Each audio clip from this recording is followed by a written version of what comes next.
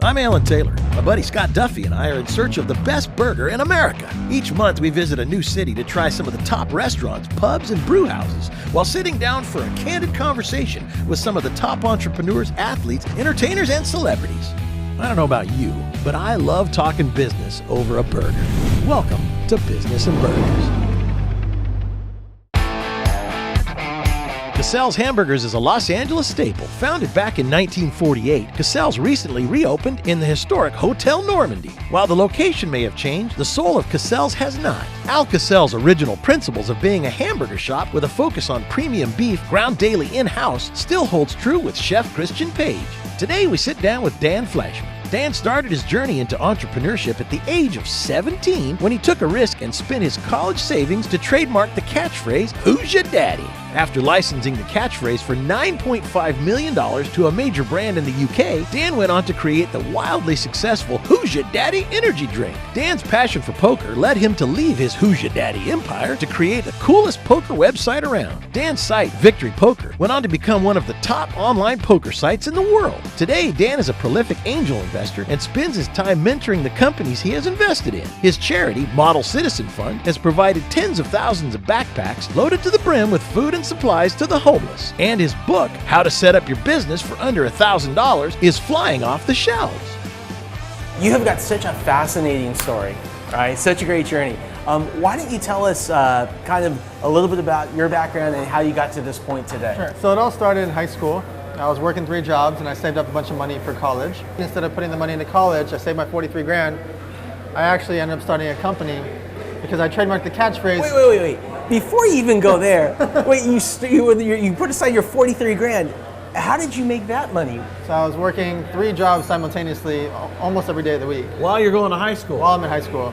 I was working at Ruby's Diner. I was working for an oldie discount stockbroker under the table. He was paying me $20 an hour, which was like, it's still good now. Yeah. 15 years ago in high school, and and I was working at Qualcomm Stadium. Peanuts, Cracker Jacks, cotton candy. Are you serious? You used to sell? Every single day. If I wasn't number 1 out of the 80 food reps, I would like beat myself up. And so every day I would be the first one out. As soon as the game, like an hour before the game would start, I would be out there selling cotton candy. Game was over, I'd be selling in the parking lot if I had to, just so I hit 1,200 in sales, 800 in sales per night, because we got a 23% commission. So all of a sudden, if you make $250 a night plus tips in high school, and you have a stockbroker, and you're working as a waiter, like it started to add up. That is unbelievable, right? Talking about a driven man. I had to, because we were so poor. So I saved up all this money, and I trademarked the catchphrase, "Who's your daddy?" Where did that idea come from? My friend kept saying it all the time, and I just researched it, and it happened to be available. And I found this trademark attorney in San Diego, and he was great. As we started realizing it was a thing, we just trademarked it for everything, with 300 products. So at this point now, I realized how to get a better manufacturer. I started going to clothing conventions, and I get really lucky. I leave the big convention in Vegas called Magic. I'm going back to San Diego, and it happens to be a convention called Action Sports Retail Show that I didn't know about. So I just drive on a Friday morning to the convention. I get there at 8:40 in the morning. Show starts at 9. And I start hunting around trying to find the president or CEO, whoever runs the convention. They're obviously a bit busy because it's showtime. I happen to find the guy. I convince him to sell me a booth for $3,500. He kind of laughed at me at first. He's like, "Kid, like people order 3 months in advance. You're here at 8:45, right?" But he says that the booth I'm going to give you is right at the front check-in, but it's going to be really good for the first day, and there's not going to be a single person Saturday, Sunday. I said, "I'll take it. I don't care, because if I'm right by check-in, every single human has to pass by me, and I'll just work my magic." Yeah. I end up getting a bunch of orders there, so it goes well. But the best thing that happened is my next door neighbor booth is a $400,000 booth of Calvin Klein.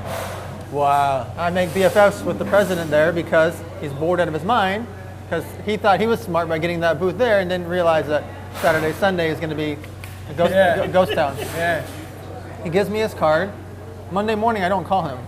Monday morning, I flew to New York without telling him to his showroom. And I just walk in and pretend like I have an appointment.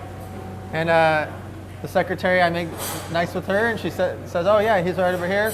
He's like, "Whoa, what are you doing here, buddy?" And I, whatever. And he ended up working for me for 4 years. He left there. What? I didn't see that coming. Yeah, that was awesome. So another lucky thing that happened because of that was He introduced me to these guys, Christopher Wicks and Christian Wicks, the father and son duo. They own the licenses for like Fender guitars and Hang 10, Ocean Pacific, and Body Glove, all these legendary brands. And so I would drive back and forth from San Diego to downtown LA, and he became my mentor. When we were only doing $1 million and change in sales, he got us a $9.5 million licensing deal from Starter Apparel just for the UK. So now all of a sudden we have this $9.5 million deal under our belt with a huge brand. And then when we were 23, a few years later, we're in thousands of stores now. We're 23 is when we launched the energy drink. And that's when it all changed. Because then I really didn't sleep. I went and knocked on every door, and I got us 43 distributors, Budweiser, Coors, Miller, Pepsi. And I knew I was never gonna be the biggest drink in the world. I just want to be the best tasting. So I found the chemist from Gatorade. He happened to have the cranberry pineapple formula that Red Bull didn't want. And I won Flavor of the Year 6 months later. Wow. And he had his secret, a green tea energy drink that nobody had ever done before. Remember, back then, Red Bull, Rockstar, Monster were all black or silver cans. I made bright yellow, bright red, bright green, so you could see it in the cooler. And I made it for $1.99 while they were $2.99. So that if you bought it and then you tasted it, you would actually rebuy it. So it's funny to see, it's cool to look at, but it's actually a real product. From there, I went and met with Ralph's, Albertsons, Costco, everybody, and we just, at Spearhead, I got into 55,000 retail stores in America by the second year. And today, an angel investor in how many companies? 24 companies. And a And couple more. how old are you now? I just turned 35. So you're like the old man of the sea at I'm this absolutely point. very old. With all of what you've done. Around all these little tech wizards, I'm ancient history. So how did you go from energy drink Sure. to online? So after the 10-year anniversary, I started when I was 17. When I was 27, on the actual anniversary from the corporation date, I resigned from Who's Your Daddy so I could start an online poker site. I just loved poker, and I saw a big void. There was 550 poker sites, but no cool site. So I didn't want to be the biggest site in the world. I wanted to be the coolest site. So there's only about 30 or 40 poker pros that are actually like famous-ish. So I went and signed 21 of them.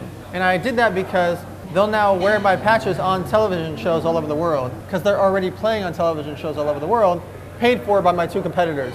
So they're spending $9 million on production on a poker TV show, and 3 of the 9 players are wearing Victory Poker. How did technology assist in all this as the years went on? Even just 5 years ago, the Twitter, Instagram, Facebook, when they were existent, but they didn't do what they do now. Yeah. Now, Facebook ads are just magical. I can spend $10 and market to somebody who's 41 to 47-year-old woman that likes pets in Wisconsin. Right. And I'll know if she cares for $5 or $10. Yeah. So nowadays with technology, it's just mind-boggling what you can do. All these entrepreneurs that are watching, you can take your idea, set up a site on like a WordPress.com, register on GoDaddy for $10, work with HP and Microsoft and all these great brands that are providing you so many services for free or for $50 or $100. You don't need tens of thousands. That's why I wrote the book about under $1,000. Most things are free or $20 or $100. Yeah. I couldn't say that to you 5 years ago. Right. 5 years ago, I would tell you, if you don't have 100 grand, don't start. Let's finish off with online poker. Yeah. So we had a really great run, became the 3rd largest poker brand on the market against 550 sites. And then tragedy happened called Black Friday. So online poker was shut down in America. So we weren't shut down. Technically I was the #1 site for a minute, but what happened was our competitors were miscoding credit card transactions. So if you deposited $200, it would say PS3 like Poker Stars, but it would try to pretend like it was PlayStation. I ended up paying back the 41,000 people within 4 days, just so I could sleep at night and be comfortable because my competitors didn't, which worked out really well. I did 83 news interviews within that week. That got me hired as a consultant for 4 different land-based casinos. I was actually the CEO of a casino for a year. Because of me being the clean-cut good boy in the poker market and everybody else was the bad guy, I by default became the go-to guy. You rose to the top. Wow. Yeah. At Cassell's, they grind their Colorado Angus beef daily to provide the freshest, highest quality beef around. Today, Scott and Dan went for burgers topped with avocado and a fried egg. But I just had to try a tuna melt. I know. It's called business and burgers, but I just couldn't help myself. I love a good tuna melt. All right, so let's talk about this. You are an angel investor in 24 companies. What is the first thing that you look for in a company? What are you looking for? So one of the first things, my first reaction when somebody's trying to pitch me is I put the onus on them. Because every day I get 30 or 40 messages on Facebook, hundreds on Twitter, Instagram, emails. My best way to say no is by saying yes. I say, okay, send me So your the business best plan. way to say no is to say yes. Yes, you know why? Because then now they have to do work. Oh. When I speak on stage, I give out my phone number, my email. How many people call me? Wow. It's the same way when they pitch me, I say, okay, send me your business plan, your projections. I don't want a 40-page business plan. Send me a 10-page one. Just show me that you researched it and know what you're talking about. It's not just the idea in your head. And then call me on Monday. How many people call me? Barely any. So I say yes to thousands of people a year, but I only invest in 6 companies a year. Wow. The next thing I look at is why? Why do they need the money? And why do people care about what they're opening? And so I look for all the aspects. If they hit multiple things on the checklist, then I can write a check. In addition to being invested in all of these companies, you run pitch events in front of hundreds of people. Yeah, elevator night. Elevator night. If I am standing in front of a group of 500 people and I have 3 minutes to present as an entrepreneur, what do I really need to focus on and nail in those 3 minutes? So this one's easy because before every event I do a training session, like a crash course for entrepreneurs. Each of our events is 300 people, 12 startups, 5 minutes each. Nobody pays to attend and nobody pays to pitch. In the first minute, you say who you are, what you've done in your past. Minute 2, explain why your company matters. Why anybody in this room full of millionaires cares to cut you a check. Minute number 3, really explain the meat of who your competitors are, how big the market is, and what's going to happen when you come out. Minute number 4, how are you going to make this roll out and become a real thing? So minute 5 is wrapping all of it together, explaining how much you're raising and why, and what the value is to the investors and how to get a hold of you. And this doesn't have to cost a lot of money. I know you have a fantastic book that came out this year, and it's how to start a business for under $1,000. Yeah. So, I think there's a lot of people out there that think, first of all, before I get started, I have to go and raise a bunch of money and put together like all the resources and everything I'm going to need. But tell us about your book and your philosophy. So the main reason I created the book was there's just too many things to set up shop now that are free. Yeah. The only things that actually cost $1,000 that are in that book are your trademarks and corporations.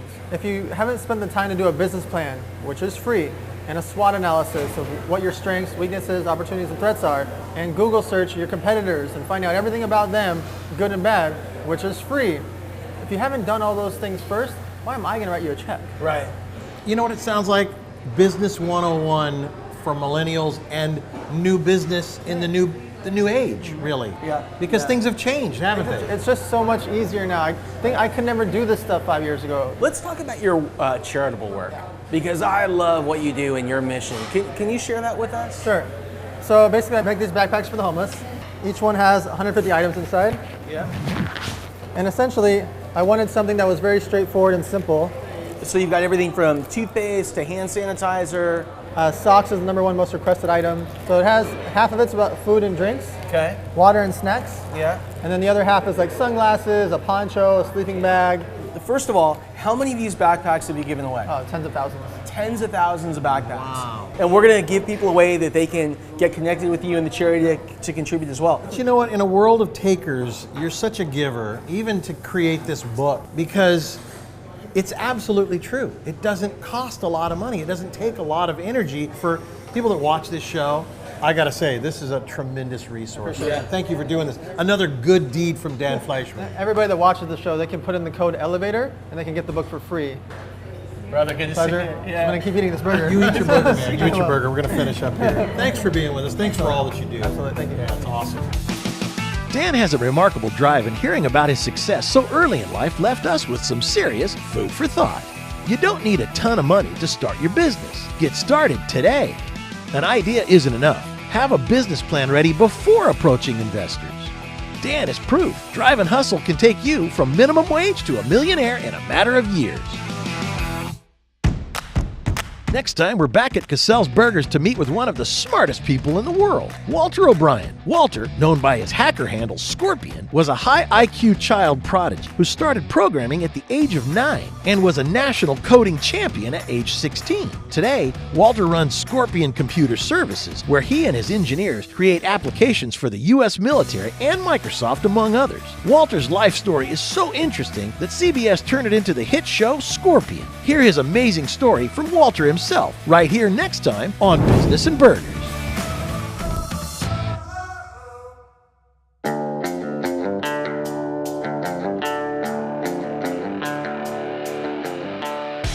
Check out more episodes of Business and Burgers and our B&B blog at our website, businessandburgers.com. And don't forget, visit Business and Burgers on Facebook and give us a big thumbs up. We'll see you next time right here on Business and Burgers.